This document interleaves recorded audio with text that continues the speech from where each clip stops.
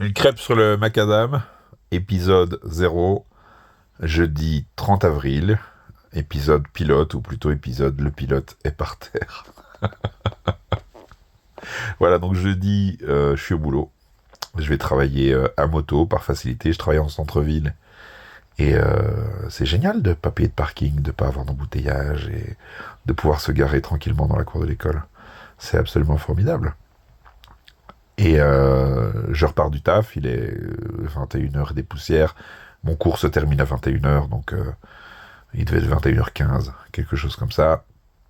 Je grimpe sur ma moto, j'ai un quart d'heure de route pour être à la maison. C'est assez court, c'est assez tranquille, c'est un chemin que je connais plus que par cœur, dans la mesure où je le prends 2 fois par jour, une fois dans un sens, une fois dans l'autre. Et donc je monte la chaussée, c'est voilà, une chaussée qui est dans une grosse pente assez longue. J'arrive sur le petit plat au-dessus, et là, il y a le croisement avec l'autoroute, et donc les sorties d'autoroute qui vont avec. Moi, je suis tranquille, 70 km/h, sur ma Honda CBR 650R. Moto que je trouvais formidable au passage. C'était un petit peu la moto raisonnable de mes rêves. Voilà, que j'avais acheté il y a 3 ans. Et presque déjà arrivé au niveau de la sortie de l'autoroute, hein, où ils ont les petits triangles pour s'arrêter. Il y a un break rouge qui est là, je crois que c'était une Mazda, je suis pas sûr. Et donc ma roue est déjà quasiment, ma roue avant est déjà quasiment au niveau de la sortie de l'autoroute. Et cette voiture s'engage directement, alors que j'avais priorité. Et comme j'étais déjà quasiment à son niveau, il n'y a eu strictement rien le temps de faire. Mais rien, rien, rien. Impossible d'aller chercher les freins, impossible de tenter une manœuvre d'évitement. D'habitude, sur ces trucs-là, j'ai des assez bons réflexes. Mais là, il n'y avait juste pas le temps, quoi. Et il s'est mis devant moi, j'étais là, et boum. Boum. Ce dont je me souviens, c'est l'image de la voiture devant moi. Puis je ne me souviens pas de la sensation du choc, mais je me souviens du bruit du choc, qui est un bruit de gros plastique écrasé très vite, mêlé à une espèce d'explosion de cinéma. Et puis mon souvenir suivant, c'est moi qui crache du sang avec des dents partout dans ma bouche, qui est la gueule sur le macadam, sur le bitume. Je pense pas qu'en France vous dites macadam. Euh, donc je suis la gueule sur le macadam, je suis incapable de bouger, et je crois que je suis assez loin de la voiture. N'oubliez pas le petit concours, hein, on met le nombre de mètres de vol plané que j'ai pu faire, et quand je serai capable d'aller jusque-là, on essaiera d'estimer la longueur entre la voiture et moi. Et donc, pour le nombre de mètres, hein, voiture perpendiculaire, moto longitudinale, 70 km/h, et alors le poids du bonhomme, c'est 105 kg. Voilà, comme ça, vous pourrez faire vos petits calculs. Et donc, je suis la gueule sur le macadam en train de cracher du sang. À ce moment-là, pour moi, c'est très compliqué. Pas de douleur. Pas de douleur, aucune douleur. Je pense que la douleur est tellement forte que ton cerveau ait trouvé un moyen de te protéger. Je sais pas, c'est comme s'il coupe les récepteurs ou quoi, mais voilà, incapable de bouger, mais pas de douleur. Enfin, j'ai pas le souvenir d'avoir eu mal à ce moment-là. Par contre, et c'est aussi pour ça que j'avais envie de faire cette chaîne YouTube, là, il y a un gars qui arrive, un gars un passant, hein, je crois un témoin de l'accident, il gare sa voiture, je crois qu'il s'appelait Jean-Denis, mais je suis pas sûr, parce que ma mémoire, elle a du mal depuis l'accident. Et ce gars-là, il arrive et il dit aux gens autour qui sont arrêtés aussi, je suis secouriste dans mon entreprise, je prends les choses en main. Donc je crois que c'est lui qui a appelé le 112, ou il y a peut-être plusieurs personnes qui ont appelé le 112. Et c'est lui qui a dit, on ne touche pas, c'est un motard tombé au sol, on n'y touche pas, il n'y a que les services de secours qui y touchent, machin. Et ce gars est venu mettre son visage au-dessus de moi pour que je le voie, et il est venu me parler. Et ce type m'a fait un bien fou, parce que il m'a gardé calme. J'étais en train de cracher du sang, beaucoup de sang. Je croyais que je faisais une hémorragie interne, mais en fait, c'était ma bouche et mon nez qui saignaient à crever. Et je lui ai demandé de...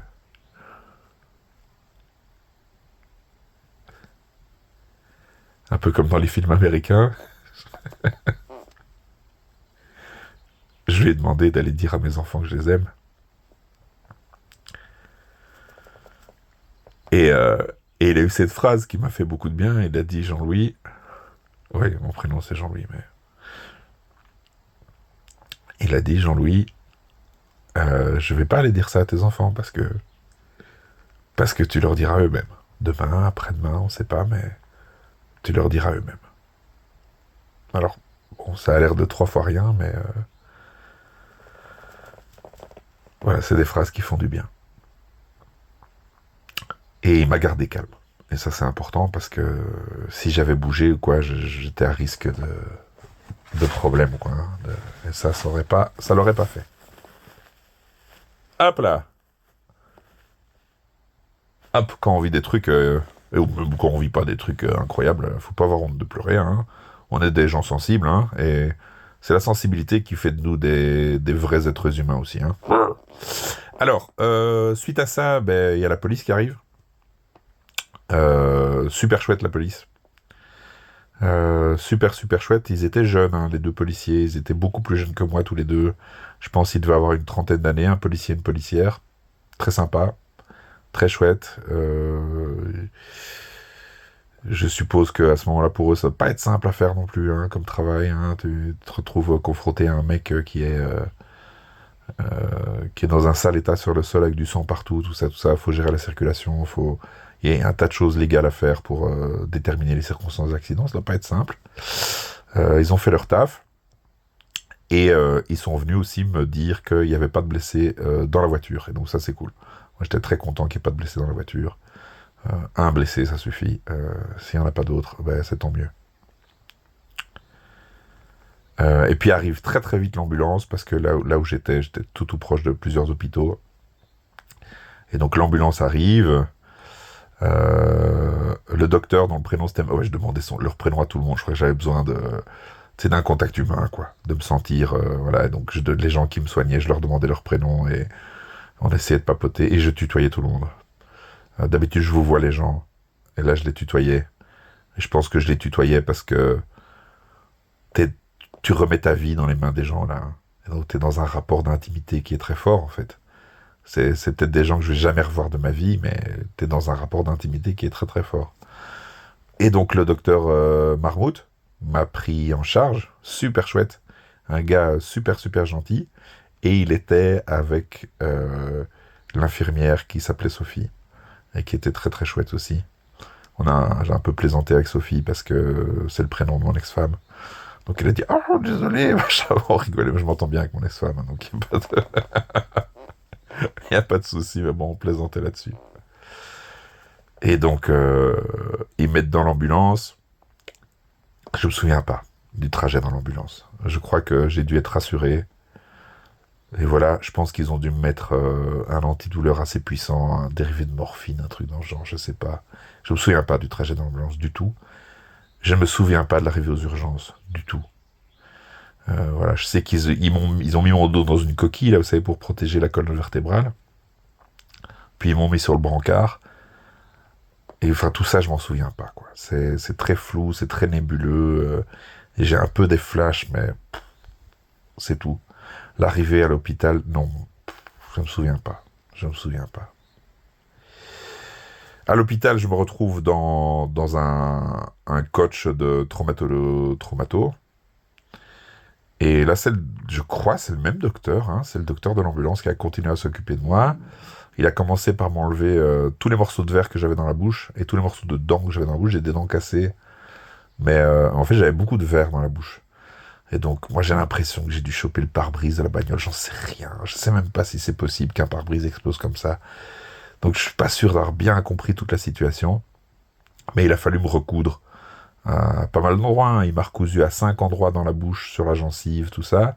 Et à plusieurs endroits sur le reste du corps.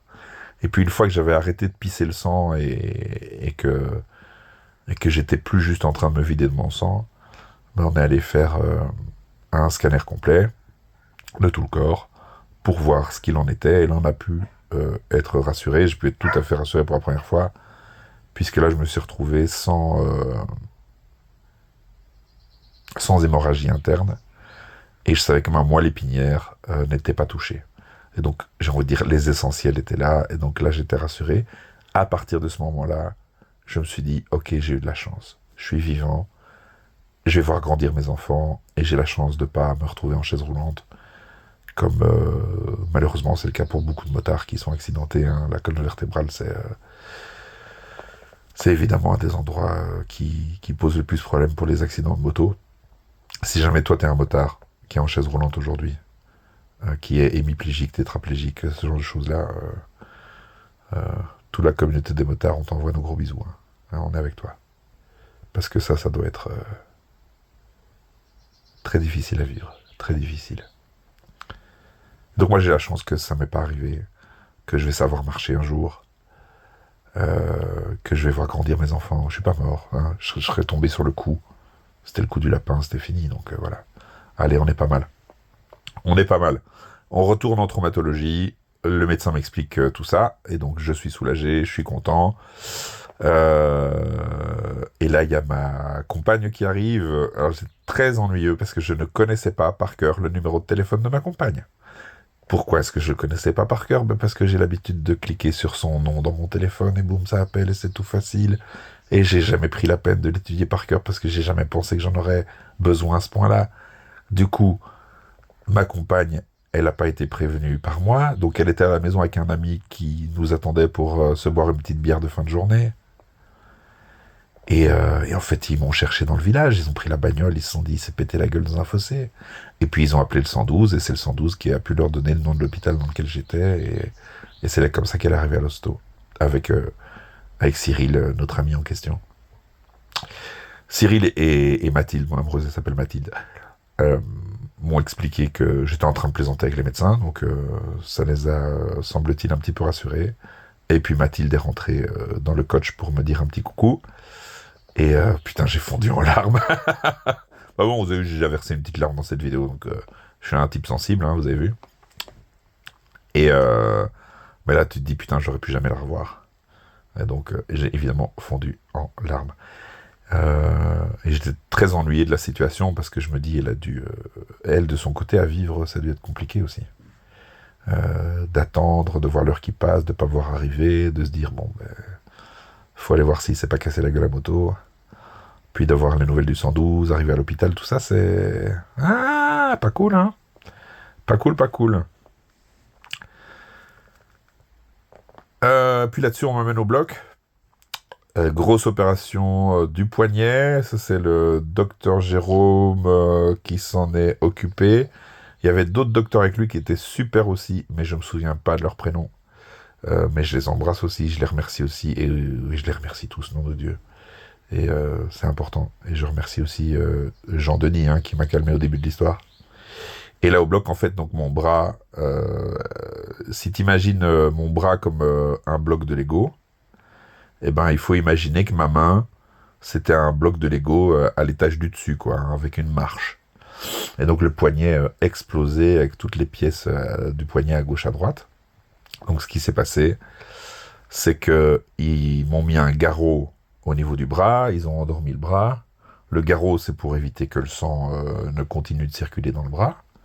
Comme ça, ils peuvent ouvrir au niveau du poignet. Ils ouvrent en grand, hein. C'est déjà une belle cicatrice. Je pense que ça doit faire plus de 10 cm, peut-être 12, 13, quelque chose comme ça. Ils ouvrent en grand le bazar. Ils vont choper tous les petits os. Les morceaux qu'il faut remettre ensemble, ils mettent des vis. Et puis, ils mettent des broches pour tout maintenir à sa place parce que tous les tendons sont traumatisés. Et il faut le temps que les tendons se refassent. Donc voilà, donc broche là-dedans. Ce qui était cool, c'est que la playlist de la salle d'op était vachement chouette en fait. On s'est retrouvé avec du Brassens, on s'est retrouvé à écouter les Doors, on s'est retrouvé avec les Zeppelin, ce genre de trucs. Et donc, bien joué, docteur Jérôme. Ça, c'était cool. Et moi, je voyais pas mon poignet. Parce qu'il y avait un champ opératoire qui était mis. Hein, mon bras était passé au travers d'un champ opératoire, tu sais, les tissus tout verts, là. Et, euh, et je suppose que ça évite aussi que moi j'envoie des germes avec ma respiration, tout ça, vers la plaie. Et c'est un peu bizarre ces opérations-là parce que c'est à moitié de la médecine et à moitié du bricolage de chez Ikea, quoi, parce que t'entends des visseuses, et on te remet en place comme ça. C'est un peu de la charpente, c'est un peu... C'est de la médecine bricolage, quoi, c'est marrant. Et j'ai eu de la chance dans toute mon histoire parce que l'hôpital dans lequel ils m'ont amené, en fait, c'est un centre de référence pour la chirurgie de la main. Donc, je suis tombé sur des gens qui sont très spécialisés dans ce qu'ils font. Et donc, ça, c'est vraiment cool. Petite rigolerie de discussion avec le chirurgien, c'est qu'en fait, c'est le frère d'une de mes collègues qui est prof de piano dans mon école. Marrant. Donc, voilà, parce que moi, je donne cours dans une école d'art. Hein, je donne cours de théâtre. Ça, c'est mon taf. Parce qu'avant, j'étais acteur, metteur en scène, auteur de théâtre. Voilà, et maintenant, je suis surtout prof de théâtre. Acteur raté. Parce que, comme vous voulez, choisissez. Hein. Euh, Et donc, l'opération se passe, quoi, j'ai été opéré de minuit et demi à 2h du mat. Et à 2h30 du mat, j'arrive dans ma chambre. Et là, dans ma chambre, il y a Michel, mon voisin de chambre, qui est là.